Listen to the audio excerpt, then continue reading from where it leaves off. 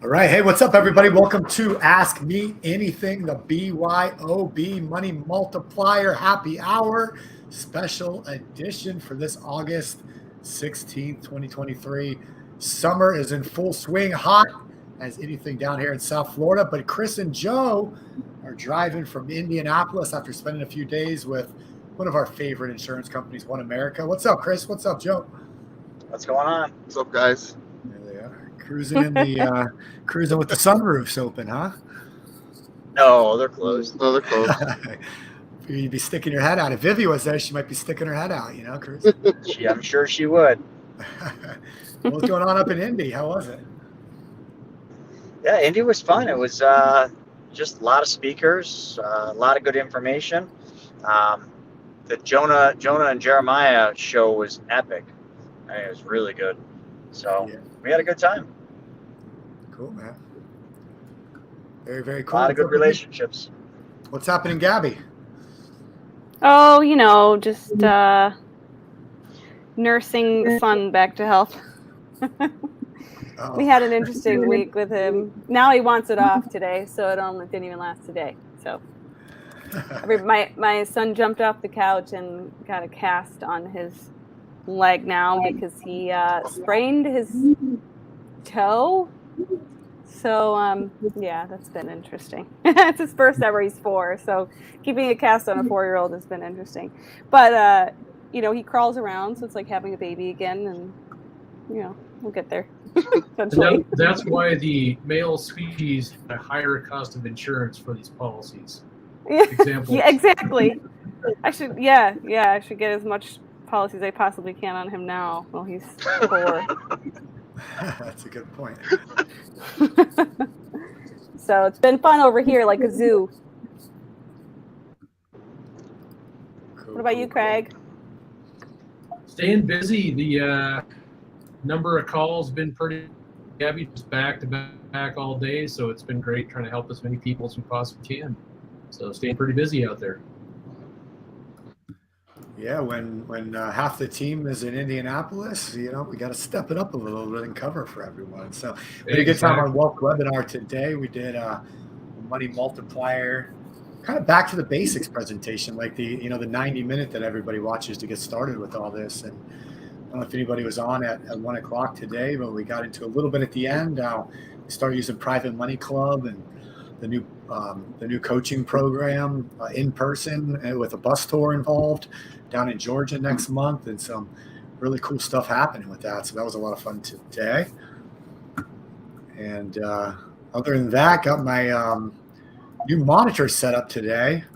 Still figuring out the settings on it and moving things around, but it's looking good. And then I went to use my new camera, but lo and behold, I had to order another $100 worth of parts and 3 more things, and Chris, the technology, I don't know, man. Drew, I need you to fly down here for me one day.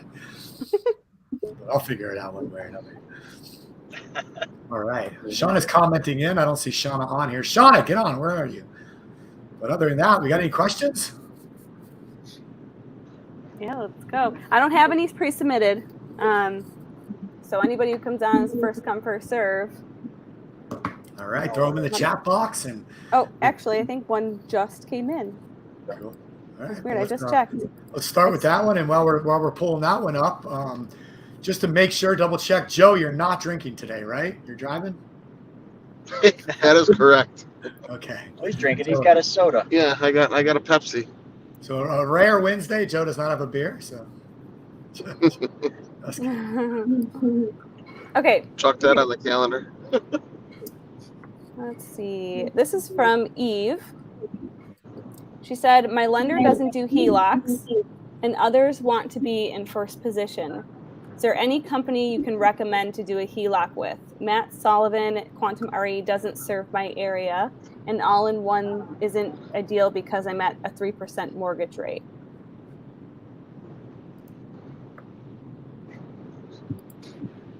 So she's looking for a second lien HELOC. Is that what she's after?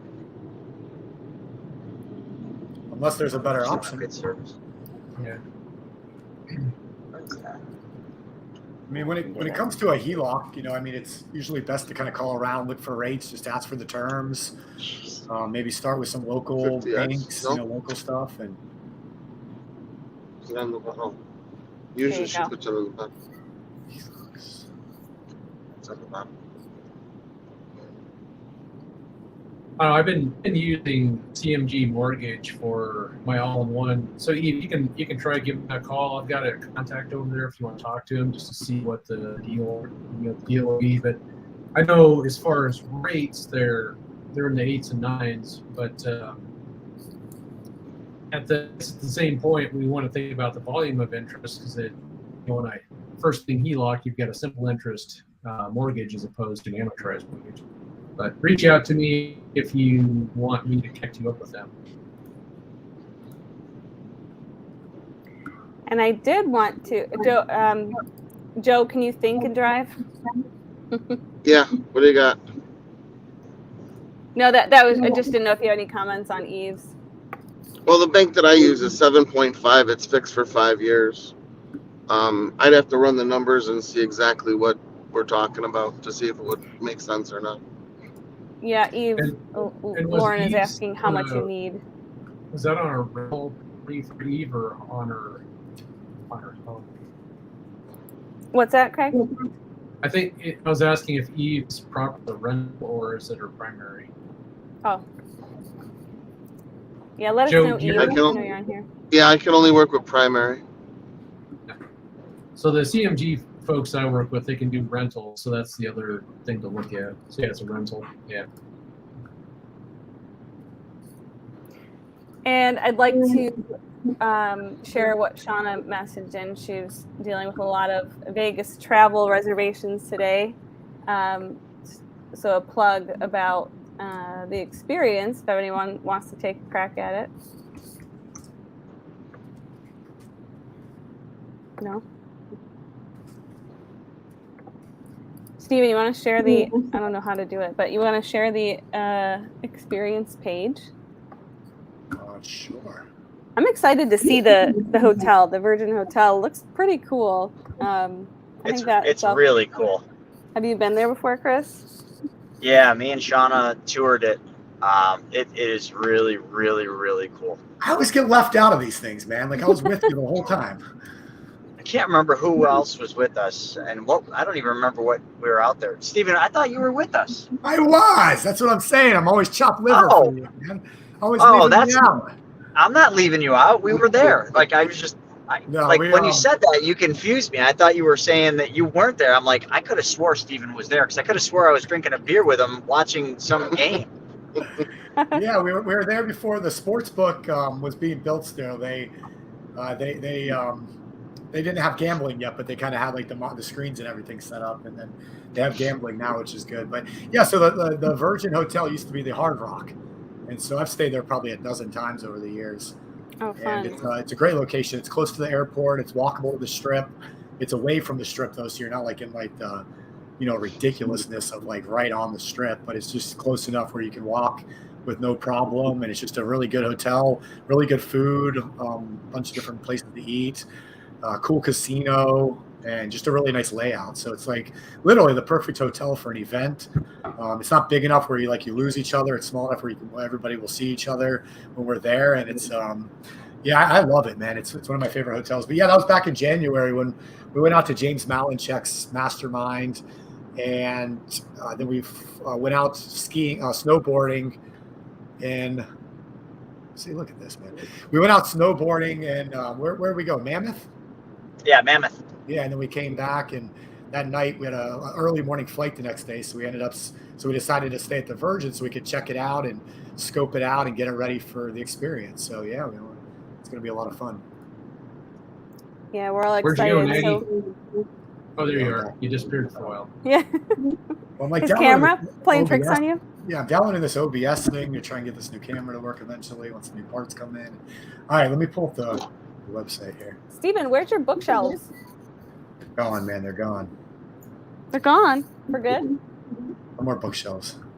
All right.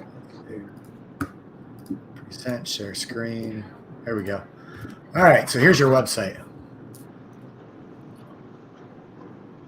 we go. 3 spots left.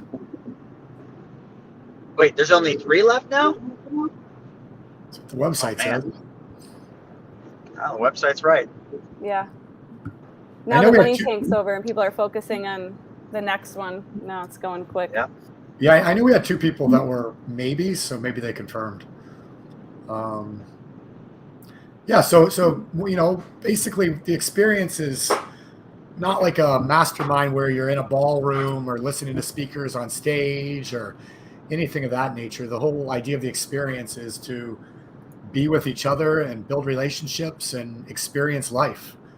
And what better place to have energy and excitement than Las Vegas?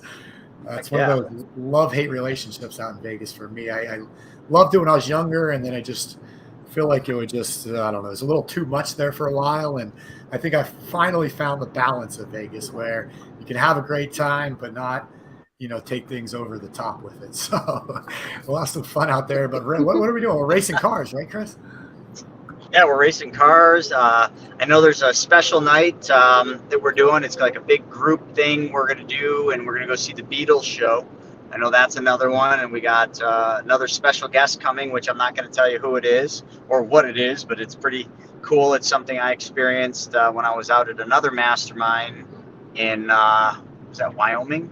And it was really cool, really cool. I'm pretty sure we lined that up. I think Shauna lined that up for this one.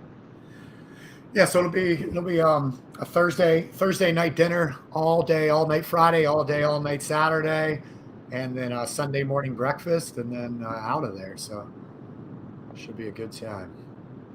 It'll go quick, but you'll build relationships with people that'll last.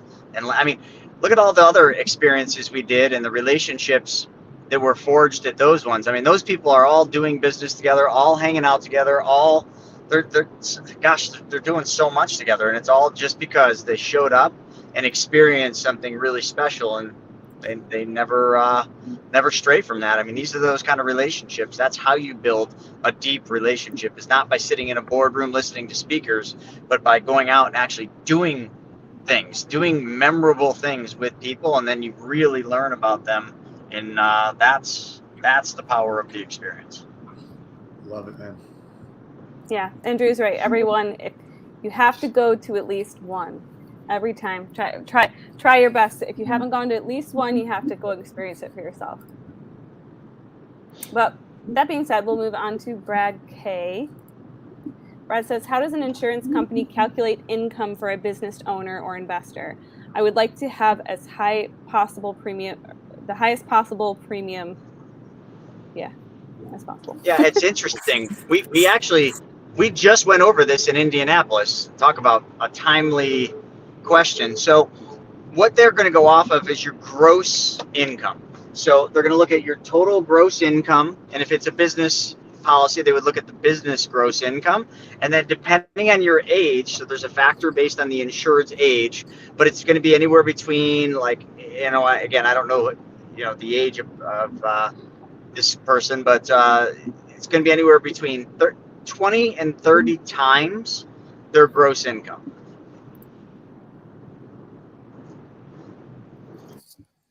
For death benefit. What's that? For death benefit. For death benefit, yeah. But the death benefit's going to determine the amount of premium deposit you can put in, and that also we would then support with a term rider to get lower cost, higher dollars in. So I think the best thing to say with that is just jump on a call with us, tell us what your desired premium deposits, you know, are, what you want to put in, and then we will basically take it and get preliminary answers from the insurance companies. And if one company won't do it all, what we can actually do is go to reinsurance and then get additional insurance companies behind the scenes to come in and then approve a higher dollar amount, which is what we've done in the past with you know, some of our clients that have put several $1 million in premiums into their policies. We've had to get reinsurance involved just to take on the risk. But it's stuff we do, you know, I don't want to say about every day, but probably every week with the company is deal with cases like this. Oh, here, I think Chris and Steven, you have some competition here for the driving. Facebook user, sorry, I can't see your name, but it says, just to warn you, I've been trained by the best at driving. I think it's Ricky Yeah, Booby. well, Ricky Booby. is it Ricky Booby? Yeah, I know your cousin, Ricky Bobby. We're boys. I'm the one that tried putting the fire out that he didn't have. Bring it on. Oh, it's Maureen. Oh, keeps everyone on their toes. Yeah, there we go. Okay. Well, we'll see. Okay. Hope says, can you give a scenario on how a church could get a policy on its pastor and give him ownership of the policy where it would be a win-win scenario? Yeah, funny. We're doing this right now for a big development company with 2 of their key employees. The church, there's definitely an insurable interest in that. So the church definitely could take a policy out. The owner could be either the church or the organization, or it could be the pastor, which in the case of this developer, the employee, the key employee is the owner of the policy. It's funded through a bonus arrangement, and then the beneficiary is the company that's funding the policy.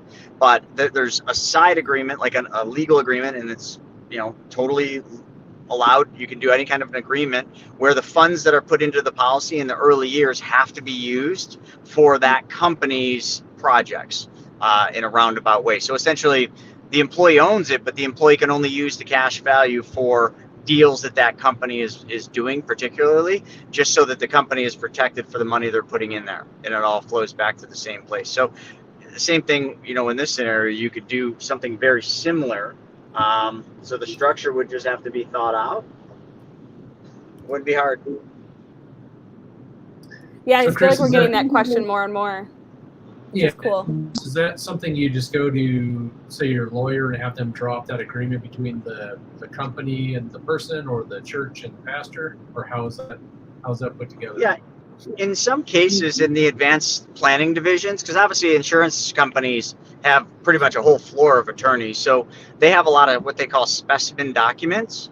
So there's usually a specimen document that we can find for pretty much all the scenarios that you would use it for. Then you would take that specimen document to your attorney. Your attorney would word it off of the specimen, which is done by the insurance company, and then they could change things, add things, subtract things. So that's usually how it's done. But yeah, it's definitely done by an attorney so that both parties are protected. But the win-win, for the church would be the beneficiary part. Same thing for banks.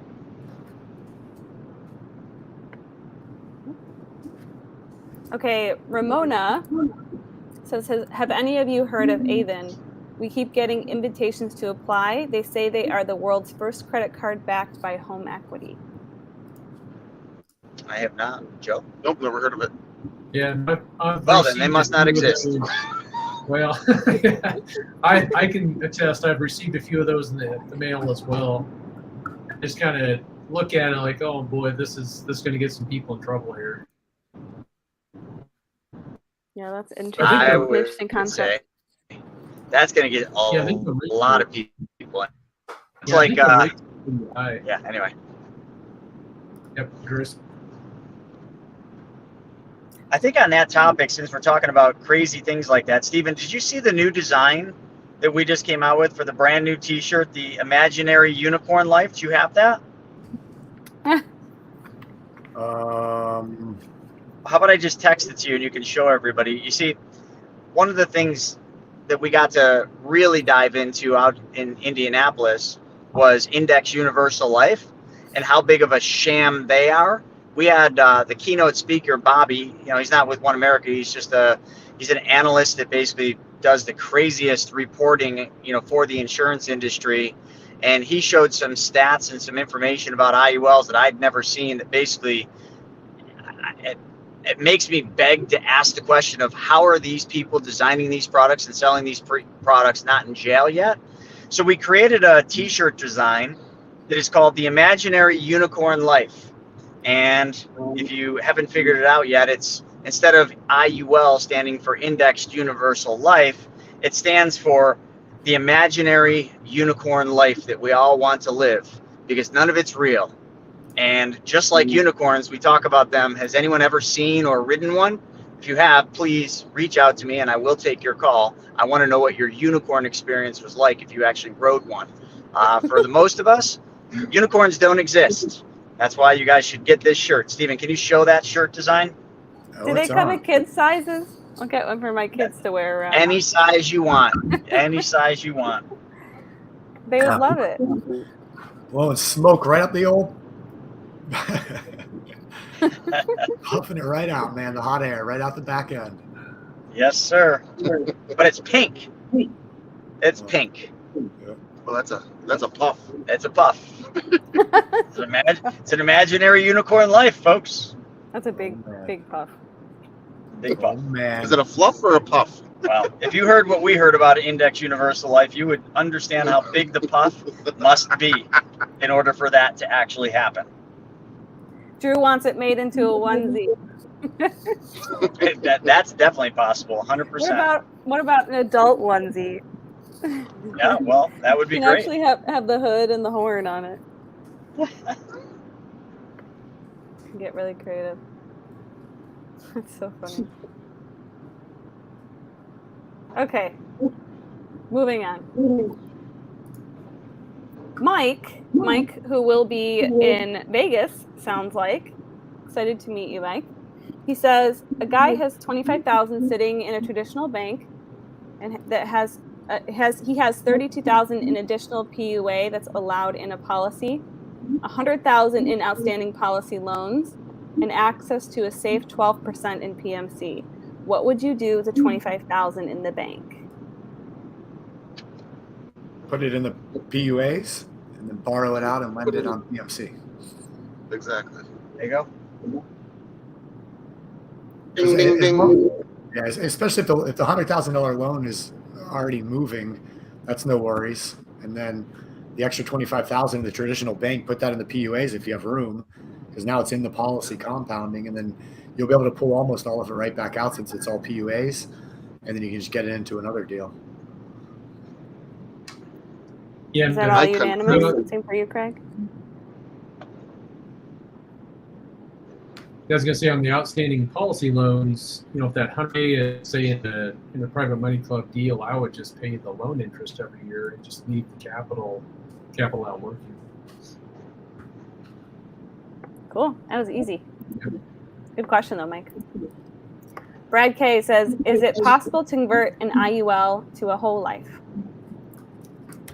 Yes, you can do a 1035 exchange of the values in the IUL to the whole life, but just to be honest, most IULs, because they're relatively new in the industry, most of them are still stuck in surrender. So you can move it to the whole life, but you'd really want to look at the surrender fees to see if that's going to be worth moving it. Now, Devin will be the first to tell you that he did his and took a major loss because he didn't want to put any more money in the black hole that would never pay him out. And after seeing what I saw, I can tell you the hole is a lot deeper. It's kind of like, how deep was the swamp? They learned the swamp was a lot deeper. Well, how deep is the hole that these IULs are going to go down? Very deep. A little scary. All right. I think we need more questions, everybody. There's 47 of you on at this moment, so let's go. Will there be ones for the dogs, for the unicorn? Onesies for the dogs. Yeah. That'd be funny. Okay, Finance One has a question. He says, can you guys go over the forklift investment opportunity and the semi-truck investment that you guys are always talking about? That's all you, Joe. Which one first? I just spoke to Ark about the forklifts today. There's a backlog on getting a forklift, so if you want one, you might have to wait.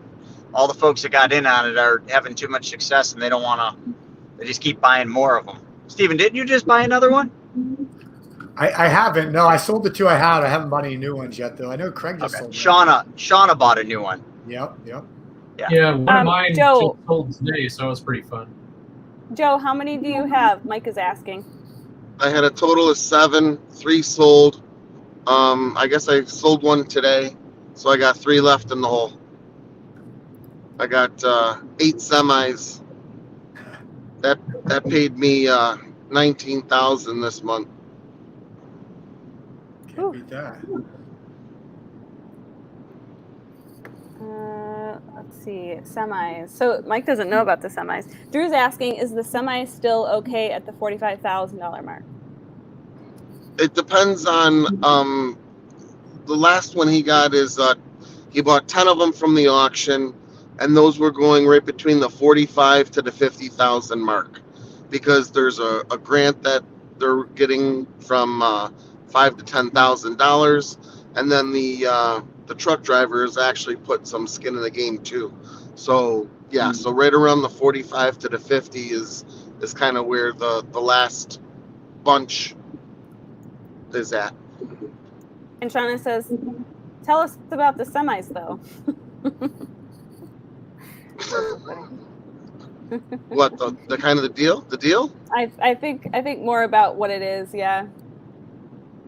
So the truck drivers are leasing the trucks from the leasing company. So the leasing company is making out. So what's happening is the truck driver wants to be owner occupied to have his own rig. So Kendrick is the broker between getting the semis from auction or wherever he's getting them from, and the investor who is actually putting the money in for the semi, and it's being first position lien holder of the semi, and it's closing with the driver. So Kendrick is actually holding back the interest, 20% of the paycheck that's going towards the semi driver, to cover the interest for the investor. And it's approximately, it's 6% per month. So if you put $50,000 in to get a semi, the interest is $3,000 a month, 6% per month.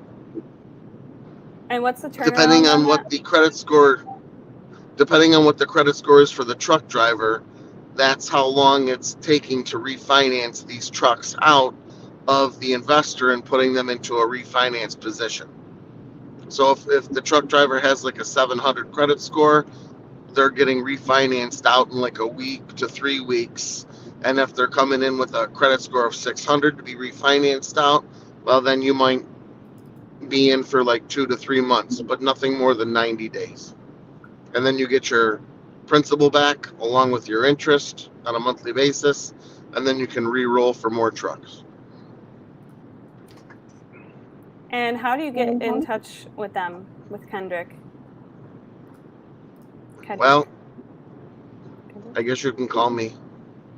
You can put my number up. I can do it. Give it to me.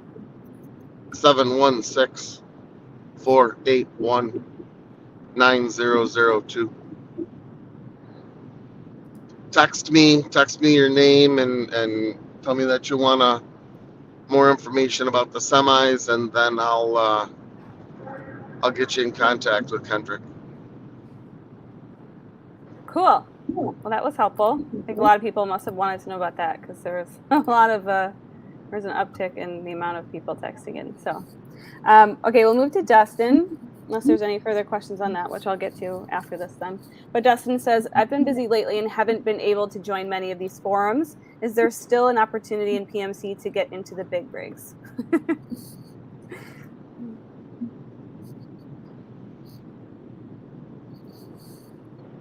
Yes? No? Is that the semi question again? Yeah, just same thing. Just text Joe. Yep. And so Joe, one question on the semis. So after that 90-day period, when they're done with that 50,000, do they send it back to you, or do they just roll it to a truck? No, you get all your money back because you have to close down on a new VIN number. So you have to sign off on that lease, and you get all new paperwork. All right. So it comes home each time and then goes back out. All right. Yep, it has to. Yep. Joe, I'm just curious. is there one you prefer? Would you rather do the forklifts or the semis if you had to choose between one? Well, both of them are phenomenal right now. So, I mean, the ones that I got back from the forklift, I was shooting 51%, and obviously 6% per month comes out to be 72. So, I mean, I started with almost the same amount in both. So I'll re-roll with the semis when that comes back, and I'll re-roll with the forklifts when that comes back. Got to be diversified. Love it. Good answer. I was more asking for somebody who's like just starting off, if they had an opportunity to do either one. I know there's kind of a wait list for the forklifts, but if they had an opportunity to do either, which would you start them off with? If you have 40 to 50,000, probably start off with the semis if there's a waiting list on the forklift. Cool. There's a lot of questions that came in. I think I got them all, but if I didn't, just post your question again. I think I keep scrolling through. I think I got them all. There's so many questions about the semis and forklifts. Oh, here we go. There's a new one. Dustin's asking, is there any advice on who to discuss taxes on both the lifts and the semis?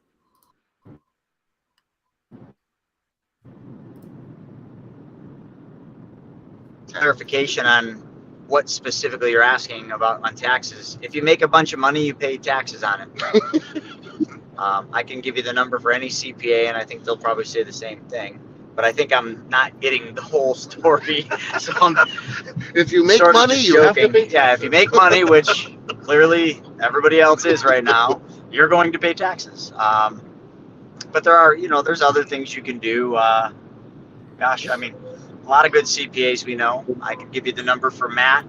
If you want to email someone on here, I can give you the guy Matt, who is a good CPA, and if it's the real estate side of things, and because that's his specialty. And outside of that, there's other CPAs we work with. We have a couple like Zach Newberry would probably be the best one, I could say. Matt or Zach, if it's real estate, maybe Matt would be good. If it's all things like forklifts and semis, definitely Zach Newberry. So if someone wants to put Zach's email in the chat for this first for Dustin, right? We also work with a company we also work with a company that Kevin O'Leary sponsors called Tax Hive. That might be a good option. Lots of options. I don't know exactly what his question is. However, both of them, you're going to get a 1099 INT form. That's going to go on your Schedule B if you put it underneath your Social Security on your 1040. So I don't know if that's the question you wanted to get, but it's going to be a 1099 INT on the interest that you receive. Hey, can you buy a forklift with an IRA? Yeah, we actually just talked to him about this today. You can, but it takes longer. And if you do it with an IRA, chances are you're going to probably have to wait longer, because if he's got people on a list that are cash over, IRA, he's probably going to make sure the cash ones get done, because they can be done much quicker. The IRA one just takes a little longer just because there's processing. Not saying he can't do it, but I'm just telling you what he told us is, although they don't mind doing IRAs, but there's just so much demand right now that they're more than likely going to kind of bump an IRA for a cash buyer or a cash, I don't want to call it an investor because it's cash investor, but you're really just buying a forklift. Well, that's true too. Yeah, so I mean, there's I guess there's risk, but not really, because there's a 6-month guarantee on your money if you don't sell your lift. But it's still, I guess we'll call it an investment just to keep ourselves safe. But you're buying the lift. You're actually owning the equipment. So you're not actually investing in that. You're just buying a piece of equipment that's going to be run through a shop, fixed up, and then sold, and you're going to share in the profit. We just need to get like 10 more of these companies. What, Kid? Joe, Mike posted, he said Kendrick will be doing a 100,000 minimum soon. Did you hear that too? Yeah, I'm not happy about that. Kendrick is doing a 100 minimum. All these guys, man. Like That's what he said. They're Yeah. still That's gonna. what Mike said. There's.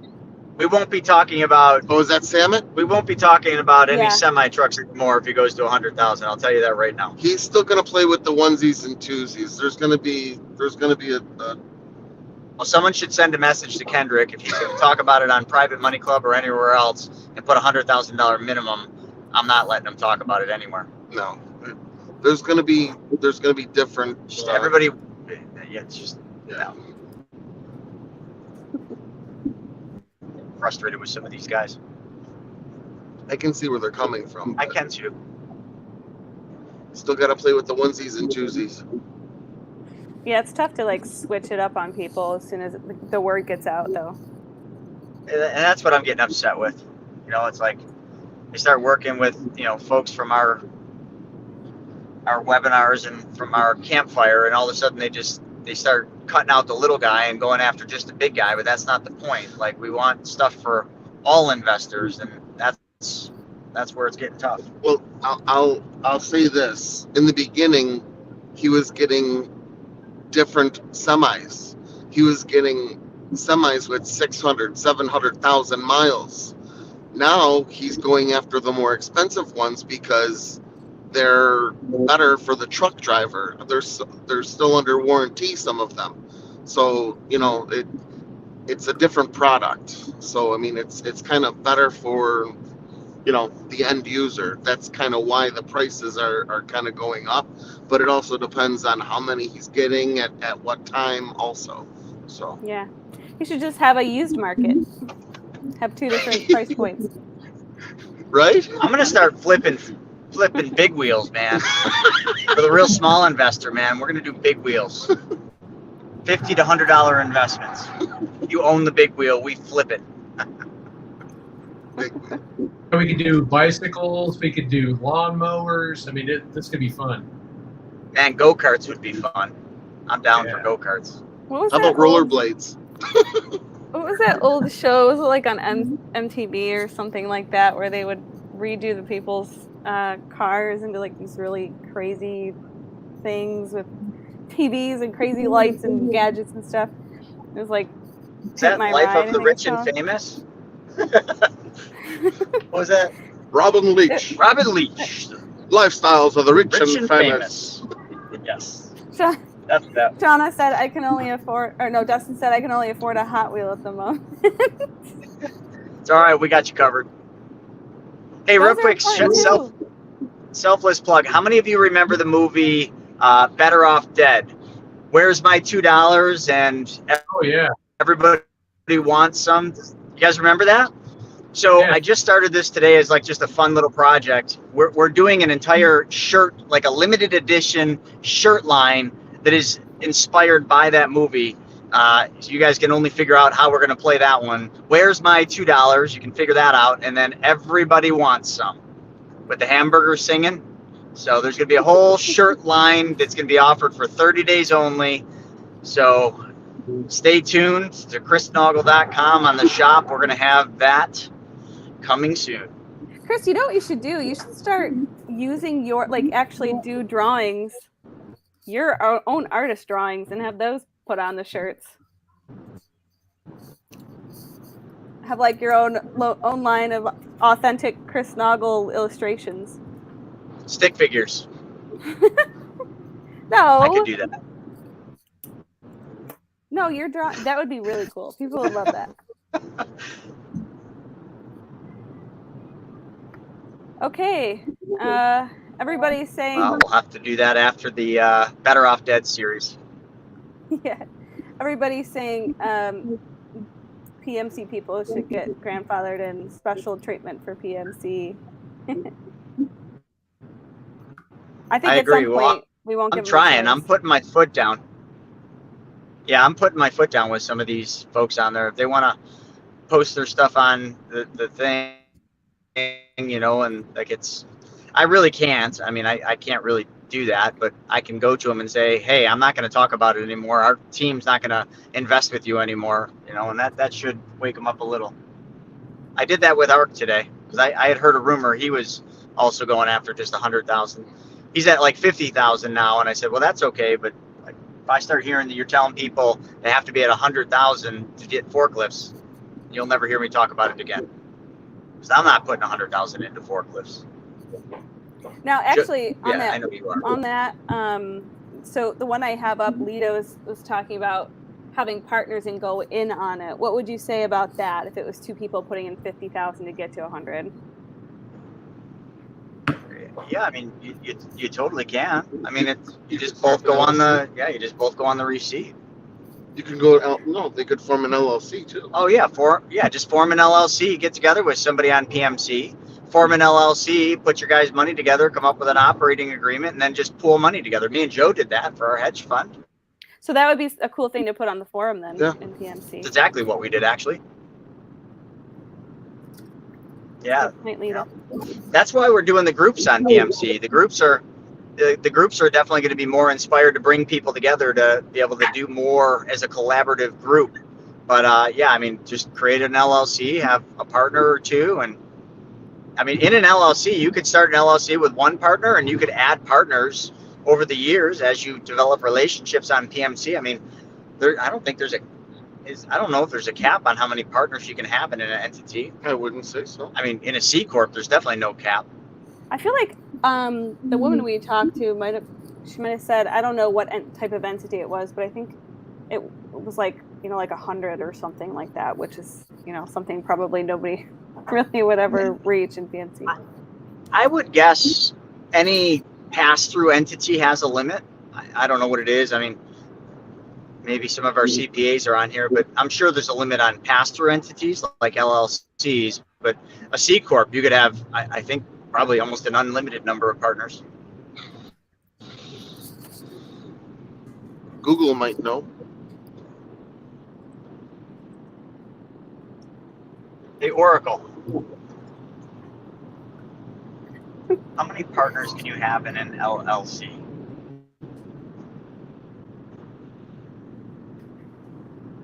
Generally, there is no maximum number of members.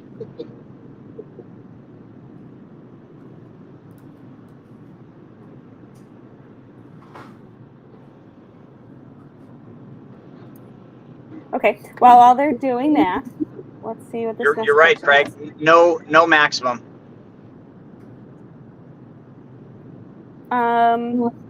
Google comes to the rescue. Hope is asking, when I am the bank and I want to hire a person to do my books as a bank manager, how much would I need to pay them in order for me to have an insurable interest in them to get a policy on them?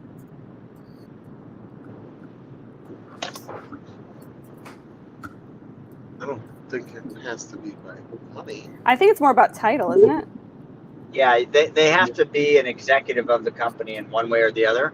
Essentially, what the insurance company is looking for is if that employee dies, does the business have a legitimate financial loss? And I don't think if you hired someone on to be your bookkeeper, well, depending on what your title was, they'd have to be an executive, like vice president, CEO, CIO, CTO, any type of an executive position.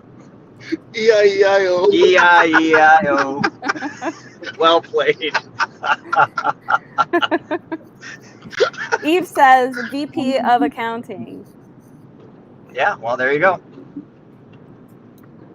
Just make sure you got legal agreements. Yeah, just make sure you got legal agreements that state. No, don't crash. Stop it. Dude, it's going to turn. Take it off. All right. Oh, Joe just went from going like 70 and all of a sudden locked the brakes up on the throughway because his car wasn't driving itself anymore. Unbelievable. We're going to witness a tragedy here. Let's all get off now before that happens. Speaking of, I don't see any more questions. So we can all end a little bit early here. Unless I see anything else. What are you guys doing out there? Joe's driving crazy. How much further of a drive do you have? We're coming up to Cleveland, 3.5 hours. Cleveland. All right. Cool. Joe's going to start driving semi trucks around. That's what Joe's going to be driving. We're gonna have like a whole tour bus. Might as well. All right, cool. Go buy those last 3 Money question? Multiplier experience tickets. See you guys in Vegas. Yep. Let's. All right, Stevie, you want to wrap us up and bring us home? Yeah, putting in the box one more time. 3 tickets left. Go buy them. All right, cool. Yeah, so that's a wrap, guys. Let me find the video. We'll do the outro here. But Chris, Joe, drive safe. Craig, thanks for being on. Gabby, hope your son keeps that cast on and stays off it. Human crutch.